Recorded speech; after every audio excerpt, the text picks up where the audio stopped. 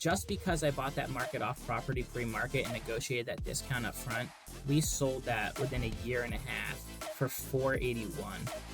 And I got all my money back out of the deal, and I walked home with $86,000 cash after tax. That's after I paid the agent, after the tax, 86 cash, straight into the bank account.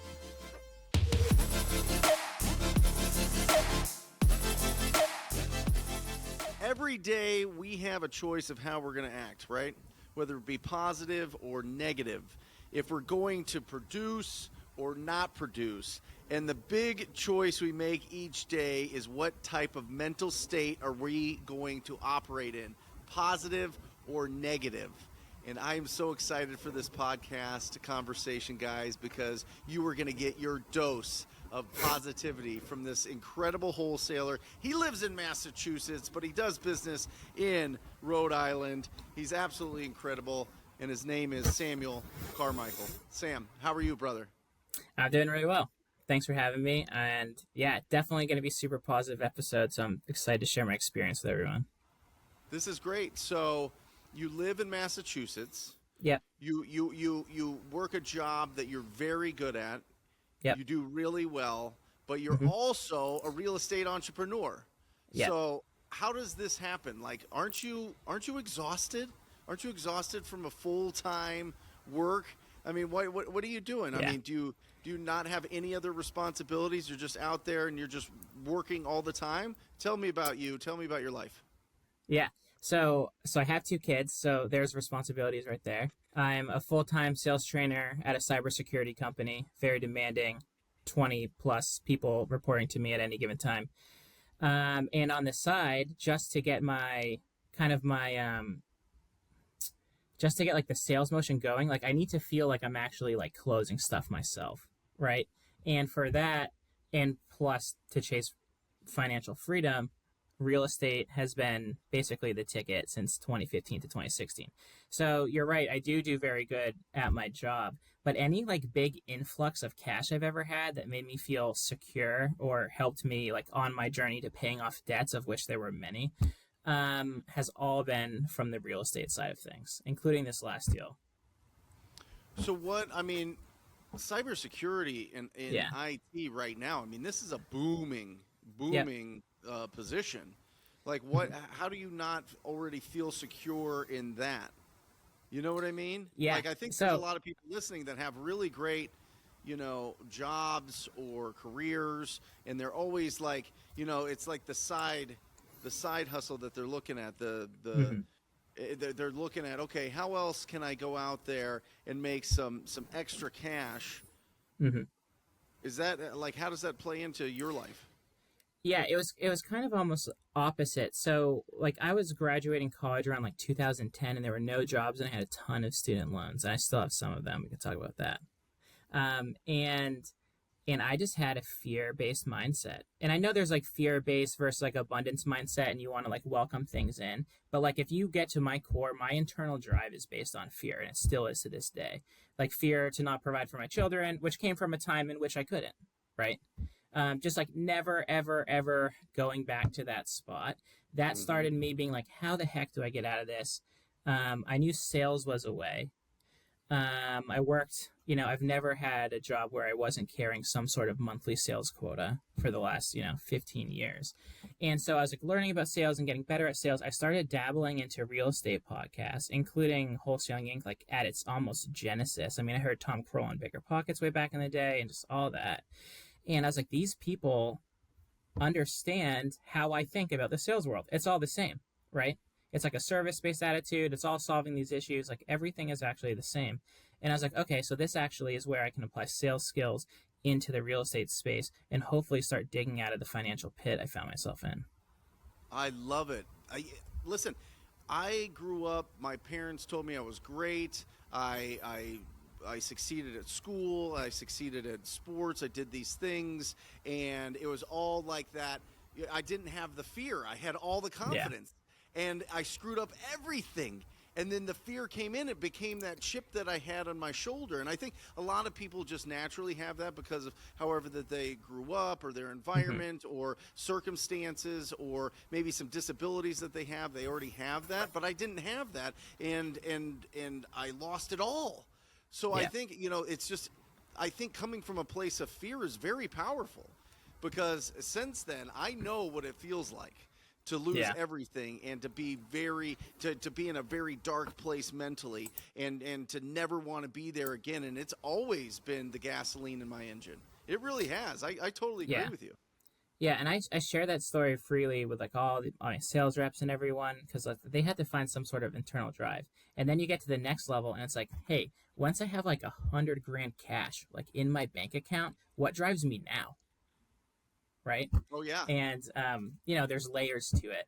But that's always been like the main driving factor, making sure I can take care of my kids. I mean, we were renting. I was like renting an apartment that I found like on Craigslist, like with this person, and they were like a they were drinking like extremely heavily. I wasn't. I was like in this tiny room, like writing out my real estate goals on like a whiteboard. I'm like, I will make 100 grand someday in a year. I had like $20,000 in credit card debt at the time at like 24% interest. I'm paying $600 a month on these things, and they're not going down. I was probably making like 50K a year at the time, and there was no way out. The only way out was like a large influx of cash, and that's kind of what I got on the first deal. So what introduced you to the world of real estate investing? As cliche enough. First of all, it was like personal development sales books.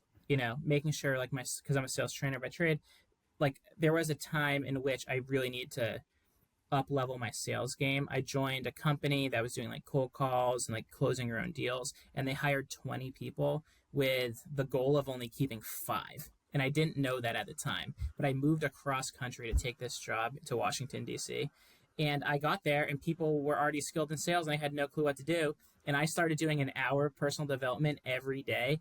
And honestly, that's now it's like such a habit. If I don't do it, I feel like I'm kind of guilty, right? And part of those personal development books that really helped me in that time was obviously Rich Dad Poor Dad, among other very important books like The One Thing. I use that all the time. And so Rich Dad Poor Dad is like, man, I really need to have money like start working for me at some point. And I kid you not, there was 3 years of probably intense study but no action on real Mm-hmm. estate. I wanted it more than anything ever. I just couldn't do it. Didn't have the money to do it. And then once I started figuring out what wholesaling was and started listening to Wholesaling Inc podcast, I'm like, oh, you actually could do this with the current skill set I have. Cold calling people, like sending mail. It's all marketing conversion. I was like first in that too. I'm like, there is no way that it's harder to find a distressed property owner than it is harder to close one of these deals I'm sourcing right now. I just had to shift like my mindset onto like where I was going to focus at the time. I went into this big bookstore. It's like a local bookstore here by my house, and this is every bookstore. It's got hundreds of thousands of books, and then there's this thin little Yeah. shelf that has personal development. Isn't Yep. that wild? Isn't that Yeah. absolutely incredible? I always think about that. I always think about, wait, the audience, because if everybody bought personal development books, it would be a bigger section, Yep. right? And I remember buying personal development books for my friends and my family, and really getting excited, and they would never crack it open, right? And I would give Never. out Rich Dad Poor Dad. I've probably given out 200 copies of that. Maybe two Yeah. people have read it. You know what I Yep. mean? What do you think it is, as a sales trainer and being in this, like, why do you Yeah. think some people naturally like gravitate towards personal development and most people don't? I What do you think honestly, about that? after I've hired like hundreds of salespeople, and a lot of them have failed, and some do really well. And there is inherent drive in many people, and it's like if they have that, like first of all, like some like mine was fear. Like if you have that inherent drive, you're probably gonna do good, and will take to those books. Even on like my current deal, where I made this big chunk of change we're gonna talk about, like I can't even share that with some of my family Mm-hmm. because it's not like they're going to hate on it, but they just don't get it. They've never had that much money in their bank account their whole lives. They're like, they'll tell me it's risky. their weaker mindsets will start creeping in. I don't know how many times my family has told me like oh, real estate's gonna blow up, or like be careful, like this, like all these like fear-based mindsets, but they don't even understand what I'm doing, but they're giving me all the advice. And that's why like the tribe is so good. It's all these people who are doing what you're doing. They all have this need to get better in this growth mindset, and you just need to attach yourself to people within the group who are doing what you want to do at a level higher than you. And then what I've taken from the pocket, I say this to the team. I'm going to send this to the team. They're going to listen to this, and they're like, "Oh, this all came from this." But like, you need to follow proven tactical instruction. So like, as a manager, one of the things that I've stopped doing is I've stopped just telling people sales theory, and instead I'm giving them tactical instruction, every single piece on how to go out and do it. And once they can prove it to themselves, then they'll go out and do it. But I really think it's there's an internal drive factor. In the corporate world, there's a fear factor, like people need to stay employed. But I find it far and few between for people who really want to better themselves in any part of their life. And I think some of that is addressing the ego, because because if you have to open this book and it tells you like, oh, you have to get rid of all these bad habits, and you have to self-reflect, and you're like, I have bad habits. I think some people aren't ready for that. Yeah, I love it, and you hit on an unbelievable point there, because we all have these goals and we all have these visions, but then we have to create the habits Yeah. to be productive enough, to be valuable enough to hit the financial goals that we have. Yeah. You know what I mean? And that's even hard for me. Working on that is hard. Yeah, and I do it by trade. Like at first, it was like writing goals, and like I feel like I hit almost every single goal I've ever written down, as long as it was like a smarter goal, right, where it had a time frame and everything like that. But in order, eventually, you learn after writing goals is like you need to have the habits to get into place, and the habits are what you're avoiding. Everyone will write down their goals. The picking up the phone, the calling people every day, even when it's not exciting, and what we call leading measures, like not lagging measures. Like you can look at the end of your month results; those are the lag measures. Or you can focus on the leading measures, like the number of quality conversations you've had with decision makers. Focusing on those leading measures, like that's hard to do, because that takes you to take action. So you can't just sit behind your computer and like build something that looks really cool in a really great system and an amazing podio with amazing Excel sheets. And I have them all. I spent like, when I ramped this up, I spent 2 months building that again before I even started again. And it's the habits that get you there, and that's the hard part. But it gives an amazing advantage for anyone who wants to just dive in. And that's what's so refreshing about the tribe, is because you cut through that BS all the time. You say, don't do it right from the get-go. Yep. And people don't believe it from the outside. They're like, no, I gotta. But it's just right. Just don't do it. Focus on, you'd rather be out there door knocking than building an Excel spreadsheet.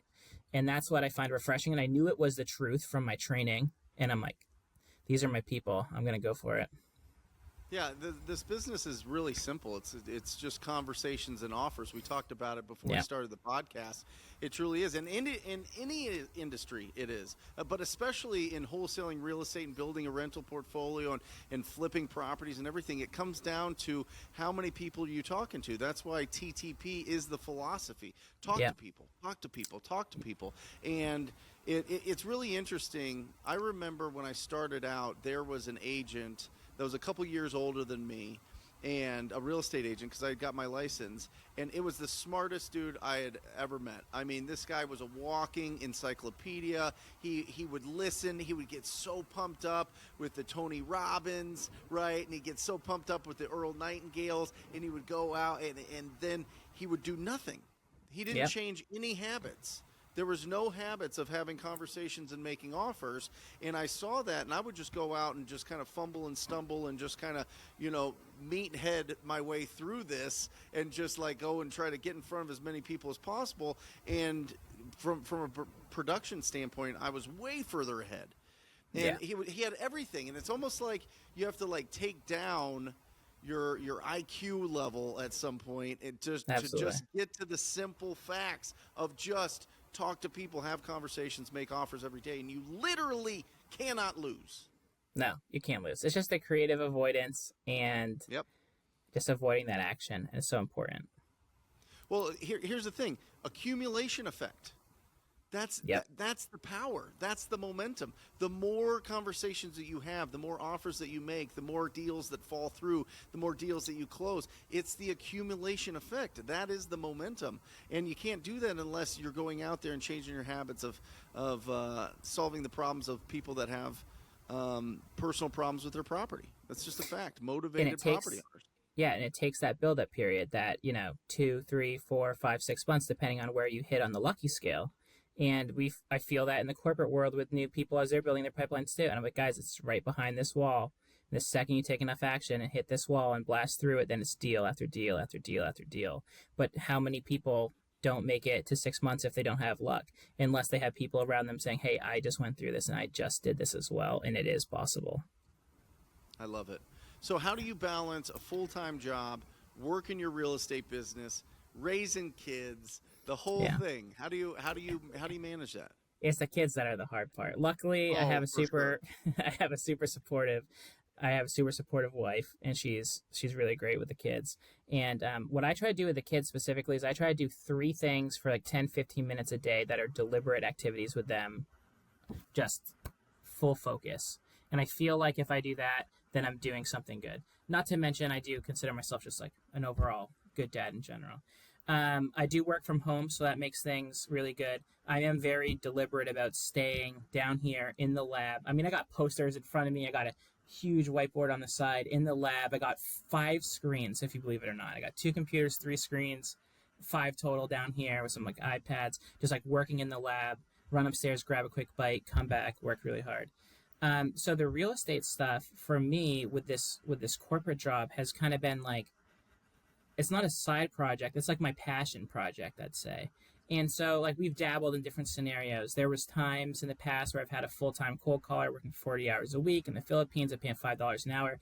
They would send me leads and I'd call them at 6 after work, and I just vet out that lead. And if it's a good lead, after work would go see them, or on the weekends would go see them.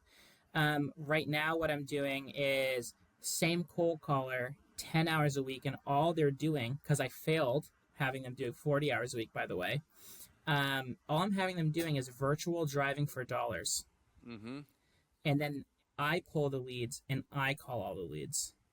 And Love I'll it. do that on the weekends. And so my agreement with my wife is, hey, I'm high income earner in the corporate world, not to mention the real estate stuff. I work extremely hard at my day job. On the weekends, I need to be 10 to 12 in the basement Saturday and Sunday. And that's just what I do. It fits in. Then we spend deliberate, awesome time with the children and enjoy the rest of what life has to offer. I love it. And so do you just hand dial these leads, the driving for dollars leads? No, because it's kind of like a little bit too much, because you can get, they'll do 10 hours and they get like 10 an hour. So you can get anywhere from 50 to 100 properties to call through. So I'll Yep. Mojo single line dial them. And anything So do that's you Mhm. go ahead? anything that's good off the Mojo single line dialer, I'll put it into like a Mojo bucket, like warm, medium, or hot. And anything that gets hot goes into a Podio. And I once love it it. goes into a Podio, I send a little piece of direct mail. I could grab it over here. It's like a picture of me and my wife and my kid on a magnet, and they put it on. It's a big magnet though. But it still only costs like $1. So it's like $2 for only for hot Can, leads. can we Put see them on it? the magnet. Yeah, let me grab it 1 second. Yeah. Absolutely incredible. Guys, so Deal Machine does a great job of having a virtual driving for dollars. That's what we use. Look at that. That is Yeah, amazing. and it's like, here's the number, real big here, and it says, sell your home fast for cash. We buy properties each month that might need a little extra love. And he's like holding a heart thing. We're trying to have like a service based positivity, because once you start closing deals with real motivated property owners, you'll know they are super grateful and you are really providing them a good service and saving them from tough situations a lot of times. So, what are you using for your virtual driving for dollars? They are doing it within PropStream. Awesome. Yeah. Awesome. And We use Deal Machine for that, but PropStream does a fantastic job as well. And guys, if you're unfamiliar with what virtual driving for dollars is and having a virtual assistant do it, which I highly suggest that you do, is shoot.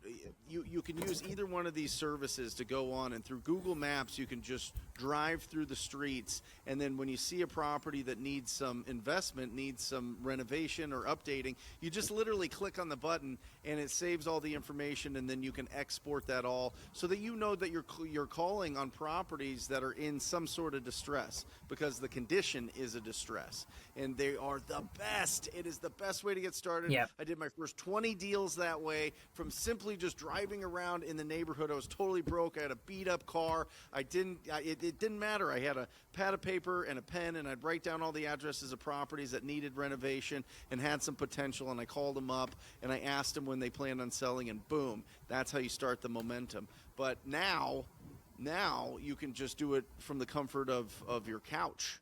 I Yep. mean, you could have a teenager do it if you want. You know what I mean? You could have a virtual assistant for what do you pay your virtual assistant? $5 and 5% of any closed deal. There you go. And $5 teenager and 5%. all day. Like when my son's 11, my oldest son, and when he's older or just wants extra cash, I'll happily pay him, $10, $15. And they just depending on what literally want. go on Google Maps, look for properties, add them, and then now you've got properties that's your inventory. That's who you're reaching out to. You start building relationships with those property owners over 30, 60, 90 days. All of a sudden, it starts popping. Yeah. All of a sudden, they start saying, yes, I want to sell. Yes, I want to sell. Yes, I want to sell. And everyone I know who in my local like real estate groups that do it, they all say like you can pop those 30, 60, 90 deals, and you want to accelerate them and close them earlier, and then you have that long-term funnel that you're following up Yep. with for 3, 6, 9 months, and they close. And those are the ones who often don't, quote you out to other other wholesalers, right? Because you're the only one who had the staying power to communicate that long, and they trust you and they know you, and especially if you sent them a magnet and you and your kid are on the fridge or something like that, you built that trust from just being consistent over a long enough period of time for them to sell you their property. Yeah, imagine a property owner that has all this stress about this property that they own. They're getting ready to make a decision to sell that property. You enter their life with great personality, great positivity, looking to serve, looking to solve whatever issues they have with this problem. They want to trade price for speed and convenience, and you catch them before. They're not going to go out then and go, oh, you know what? I'm going to go and I'm going to put my name in 15 different websites. I'm going to go out and I'm going to call all these letters that I've received in the mail. No, they already have somebody to solve their problem. That's one of the most powerful parts about being proactive and reaching out to property owners is typically the competition is way less. And when it's just you negotiating with the property owner as opposed to several different offers, you get better deals. That's just a fact. Yeah, and it's really like people who like haven't done their first deal yet. It might be hidden in the nuances, but it's really like, can you meet with these people in tough situations and give them like many options where they can tell you're trying to serve? And honestly, it kind of fulfills a small portion of my like need to be a nice person and have purpose by like actually serving these people, because you might not be the best option. It might be a perfect house and they list it with a realtor. It might be something else. But like on one of our deals, we had like a cesspool leaking in. We had an out-of-state owner and his brother passed away and he had nothing to do with the house. There was a tree on it. They had a cesspool, which is like a septic tank before septic tanks exist. It just falls into the water in the hole, leaking into a pond, and like environmental liens in the town. And they had no clue. They were living in North Carolina. And they're like, I need money so I can retire and pay off these medical bills. And I will do anything to have someone. But they literally couldn't sell the house without cleaning out those environmental fines. And they didn't have money to do it. So there's real people in real situations. But if you go in there in a calm manner where you can actually understand everything they're going through and assign solutions to it, they really value that. And that type of rapport level gets you the deal. I love it. Can we talk about a deal? It's time for that. Yeah. That special time in this podcast where we break down an actual deal and I get to ring this victory bell. And I'll tell you this, Sam, this is the first time on the podcast that I am ringing it with the Tom Kroll easy peasy lemon squeezy bell here. All right. This is the very I first time I've been buying all the cheap ones on Amazon. And Tom Kroll, the creator of Wholesaling Inc., the yeah, original Rhino, he sent me a actual really nice bell. So we're gonna that's break it out awesome. on you, Sam. I couldn't imagine anybody better. So Thank you. let's break down a deal. Let's break down your big one. I think that it's Yeah, interesting. I think that there's a lot of layers to it, and I think that everybody listening, watching, is going to get a lot out of it. yeah. So like I had done some other wholesale deals from cold calling or virtual driving for dollars, or like a few years ago, I got a few off of cold calling Craigslist ads. Hmm. Um, including the one I was talking about, the cesspool. This one came from agent outreach. So when I started this, it's funny because I'm a sales trainer, but a lot of it is theory over the phone, and I almost felt like I was a little weak at networking. So a few years back, I decided in the real estate, everyone says networking is so important. It's like who you know, and I'm like, I'm going to deliberately try to get better at that. I read a few books, and I ended up reaching out to some of the larger real estate agents that I know also probably get shots at multiple different off-market properties, and I ended up selling like a primary residence through one, and I told him I was getting started with wholesaling, and he said, "Man, that's awesome. If you have any people who just want retail, send them to me. I'll give you a cut of it, like a referral fee. And and if you get anything under contract, I can do anything for you. I can check it out for you. I can hook you up with a cash buyer. I can do anything." And I was like, okay. Um, we ended up, I ended up like doing a deal. I'm getting to the big one, I promise. I ended up doing a deal where I negotiated with a bank that had a foreclosed house. They wanted 110 and I got it for 60. I sent him out, he closed it, he sent me a 10K check. That was like my first one. I was like, sweet. This is working with this guy. And then we've been keeping in touch. I go to his like meetups. He's a really nice guy. Um and one time he introduced me, he's like to another investor. He's like, "This is Sam. He buys the biggest pieces of crap houses I've ever seen." Because I had just bought a house that had no driveway and the roof was leaking. And this guy took a $17,000 discount on our leaking roof, and I ended up patching that for $600. Right? I made 17 on that one, and then to get to this one, I was just like, work was going good, but I felt an itch, and I'm like, I need to reach out to these agents again. I reached out to him. I said, "Hey, do you have anything right now? Like, what's going to hit the market? Is there anything that's like kind of needs a little love that I can take a stab at?" And he's like, "I don't know if I have anything right now." He's like, "I have all these," and he showed me all these on market properties. I was like, "No, it's not for me." Um, and the very next day, he emails me and he's like, "I have one. Call me." I called him up. He had a fourplex in a C-class neighborhood, but this neighborhood, this is like the rental mecca of Rhode Island. So a lot of investors own there. He has a fourplex, but they're all one-bedroom units, which I typically don't love for fourplexes because people want them to have 2 or 3 bedroom units for longer-term tenants. But the one-bedrooms were really big, and it was right across the street from a playground on a river on a very safe street in a C-class neighborhood, which has some dangerous streets. I was like, I think people will like this. And he's like, "What do they want?" "They want 400 for it." And I'm like, "That's 1% rule. So that might be good for like an actual investor." I'm like, "Let me look at it to see if I want to buy and hold it." So I go out there and I'm like, "I can't do 400 for it. That would be like after I'm done fixing it up." And I was like, what if I do 360 and they give me 10 back? Because this person was getting cash offers from like other people in like the 250s and stuff. And he's like, well, let me look at it. And he's like, "Yeah, we ended up at like 350, right?" What do you mean So 360 with 10 back, Sam? yeah, so during this negotiation, this is an off-market, like pre-market property. This guy was Yep. getting cash offers for like 250, and he's like, "No way, I'm not entertaining. It has to be 360." But I didn't want to come up with 360 or do 360 hard money. So I was like, well, this guy takes some sort of conventional financing or seller financing. So I offered him seller financing. He was kind of interested, wanted 20% down. It ended up being like 150 grand. Definitely didn't want to do that. And so we ended up doing conventional financing for this off-market property. But it wouldn't have existed without like this, doing these wholesale deals with this agent before and having a reputation for being able to close, basically. Yep.